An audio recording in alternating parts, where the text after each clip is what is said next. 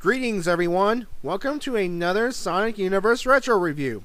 And today we start a brand new story arc, Treasure Team Tango. When you look at this cover here, you probably think, oh, this issue is going to be girly. Ah, man. To be fair, I bought this issue because, well, I like Blaze the Cat, and Sonic on the cover, it was worth the price alone. The story I'm about to review once again proves that covers are just for attractiveness. It's just to lure the readers to buy it. So what is this story? We start with the Zone Cops quickly chasing Dr. Nega through Sonic's world.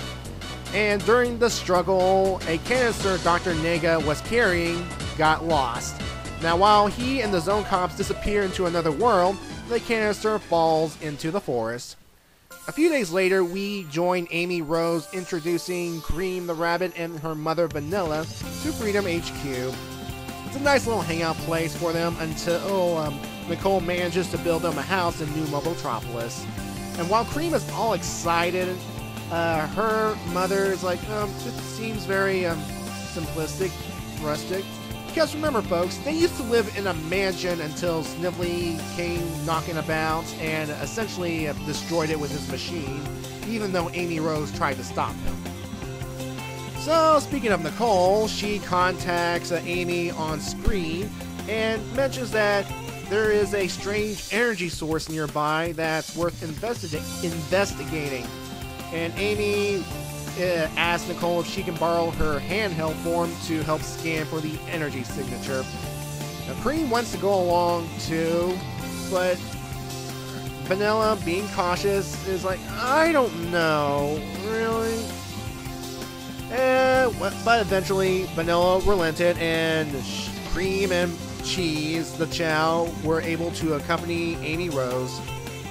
So, on their little journey, Cream is like, la la la, you're like being so nice to us. It's just a shame that your headquarters is out in the middle of this ruined area. Ooh, Cream. Well, Amy, you better explain to Cream that this was once Knothole Village, and it got bombed to oblivion by Eggman not too long ago. Ooh. Oh, but thankfully Cream, being the way she is, apologize for what happened. Hey, it's cool, Cream. I mean, you weren't around during that time. I mean, be thankful you were not around during that time. And Cheese sees something all sparkly and shiny off in the distance, so they are off to investigate when... Oh! Fire! Hi, Blaze. Good to see you again. So, essentially, Amy's like, hey, that was rude! And they decide to duke it out. Oh, and Amy gave Nicole to Cream for safekeeping. And the two duke it out for a brief bit until, well, for one, Blaze realizes that that Amy knows Sonic. And two, well, the shiny thing that they were going after, it's actually a broken bottle. Wah, wah, wah. Oh, Blaze apologizes for the misunderstanding and starts to leave, but Cream offers to help Blaze in the situation. If Blaze does not want to be bothered, she wants to bid everyone a good day. Amy pretty much is with Cream on this one. She's a freedom fighter and she wants to help out. And she wants to know how Blaze knows Sonic. Well, Blaze explains, blah blah blah, we met twice. First I came to his world to investigate a dream, and the second time he came to my world along with Tails, and he gave me a Chaos Emerald to help look for my Soul Emeralds. And the Soul Emeralds are, well, essentially the heart of her world. And well, she succeeded in getting at least one of the Soul Emeralds back, and she's using that one to track the remaining 6. I think 6. I don't know how many she has at this point, but so they introduce themselves, Amy and Cream, And I like Amy's introduction of, my name is Amy Rose, and I'm Sonic's future sweetheart. And Cream interjects, isn't he dating Princess Sally? Drop it, Cream. Yeah, good advice, Amy. Yeah, let's drop it right there, folks. I'm not going into that whole shipping mess. I'm not dealing with that. Alright, so introductions aside, they now tag along with Blaze in order to help find these soul emeralds in the Great Forest. And hello there. That shadowy looking thing, that silhouette looks kind of familiar. If you look to the right tree, there's a shadow right there, and it seems to have a fang on it. Well, while in the Great Forest, they seem to be having trouble tracking this mysterious energy signature. And Amy asks, what does your emerald tell you?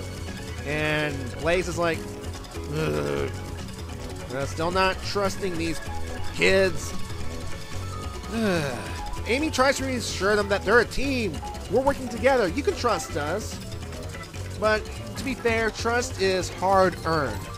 It's a fact in real life. Oh, and look who shows up. Rouge the Bat. Oh, goody, and she has her treasure scope on. What an amazing coincidence. What an amazing coincidence. Of course, she wants to help out with their search for the mysterious Soul Emerald. And, well, Amy Rose, being who she is overly cautious towards trusting Rouge because, well, she's a spy. She's been known to steal goodies. Yeah. I think everybody who's reading this issue is saying, yeah, I'm with Amy on this one. I don't trust Rouge. And Blaze does not care. If you want to tag along, fine. If you don't, just get out of my way. Rouge then joins their little party and asks Blaze, what's so special about these soul emeralds? And Blaze explains, they keep my world alive. And this little thought bubble here from Rouge is like, this will make things a little bit more complicated. Oh boy, trouble's a brewing. So they track the fading energy signature to this ravine right here. And Rouge volunteers to go down to check it out, but Blaze is, no, we all go down together. And so they do, Cream carrying Amy and, well, Blaze being carried by Rouge. And for some reason or another, a piece of tree branch falls downward. Cheese tries to unsuccessfully block it, and Amy is ready to take it out. And Blaze is like, I like this moment here. Screw this, burn, moving on. So they approach this mysterious area, this whole tree trunk wrapped, what is that? Branches wrapping together? And during the conversation, Rouge is like, well done, princess. How'd you know I was a princess? I have my sources. What sources? Yes, what sources indeed? Well, inside this weird tree trunk root thing, it's a soul emerald! Yay! Hallelujah! Blaze is all happy that she has found another one of her precious emeralds, and she says thank you to everyone and sorry for doubting all of you. I should just... yeah. And Rouge is like, no problem. Even though I'll be taking the emerald. Oh, Rouge, you bat. You sneaky, snormy bat. Oh, and that infuriates not only Blaze, but Amy Rose, who's being vindicated at this point to not trusting Rouge, and Cream. So a little scuffle ensues. Amy trying to stop Rouge, but woo, Rouge does have some moves. Remember, she is a great treasure hunter, in fact. And Blaze is ready to burn her to bits if she does not give her back the Soul Emerald. And Rouge is like, oh dear, if there were only some big strong men here to protect me. And it turns out it was a code word for get your butts here, boys. And guess what? These boys are the rest of Team Dark. And Rouge gives this ultimatum.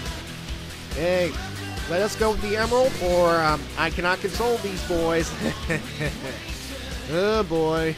Oh, this is going to be so awkward next issue. So awkward. The title of this part, the salida, is a tango step, which is Spanish for exit, departure, or start of a race. Now, while there were girls in this issue, it was far from cutesy. Plenty of conflict abound, and plenty of comedic moments to go around. And this story continues Blaze's quest to find all the soul emeralds, and Dr. Nega's intervention led to one of the emeralds ending up in Sonic's world. Speaking of which, this is the only way Nega can appear without actually appearing. For those of you who don't know, there is a mandate that prevents Nega from appearing in the comic proper. It might be due to the conflicting nature of his origin. One game says he's from another dimension, another game says he's from the future. Yeah. Now, while Blaze finding the Soul Emeralds is very important, the story itself, well, it's going to not take itself too seriously, as future issues will indicate. Now, will Shadow and Omega shift the tone slightly? Not much. And the inclusion of other characters in the next issue will bring in more wackiness. And by the way, the next issue will be awkward for Shadow and Blaze, and it's pretty obvious by now that Shadow is the source of Rouge's intelligence. And speaking of, don't you hate Rouge right now? Claiming something that she knows will just doom her world? Blaze? Please incinerate her. Only after Amy bashes Rouge's skull in, that is. Now, speaking of Amy, this is another example of why I like the comic better than the games. Well, what I mean is, in the comic books, while Amy does have her Sonic obsession, she keeps it in check, she puts a more tighter lid on it, and she has her priorities set straight. And yeah, she's a little bit more mature and responsible, so I like that about comic Amy. And this whole Blaze, Cream trying to help Blaze with her problems, it's a nice little nod to the game Sonic Rush, where in that game, Cream befriends Blaze and teaches her the power of friendship. Yay.